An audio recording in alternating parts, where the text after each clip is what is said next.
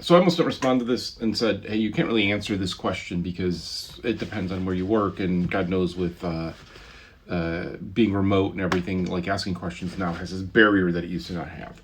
But okay, here, I, I see this often in younger developers in general, and this is one way to think about it, right? So make sure you actually try to solve the problem yourself. Look it up. I'll say ChatGPT for programming questions or even just like Unreal Blueprint questions is really really good because you can just test if it works or not. I wouldn't ask it like real questions, but something like that where it's constrained. How do I find the angle between me and my enemy in a blueprint? And it's going to break down how to use rotator and stuff, right? Like, it's awesome. And it does that well. But probably the biggest underlying thing is ask a question that has an answer. Meaning, you need some piece of information that you want to reply to that you could act on when you get it. A lot of times when you ask these really big, vague, crazy questions, they're just a waste of time or a hole for people because they have no answer. They have no answer that you could take away with that you're like, oh, thanks.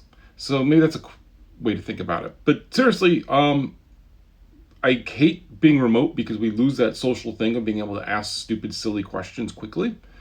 I actually have friends working on software trying to help that. I don't know if it really is ever going to work because we kind of try stuff it and we give up on it. But yeah, it's asking questions is good, but rubber ducking it is also good. That's the thing where you hold. I mean, it's for a rubber duck, but you can just do anything of just saying the question out loud, and often then you find the problem or the answer. But I do suggest asking questions and asking questions that have answers because don't spend 10 years figuring out something that somebody can tell you in 30 seconds. I mean, sometimes it's worth learning something because you understand it way better.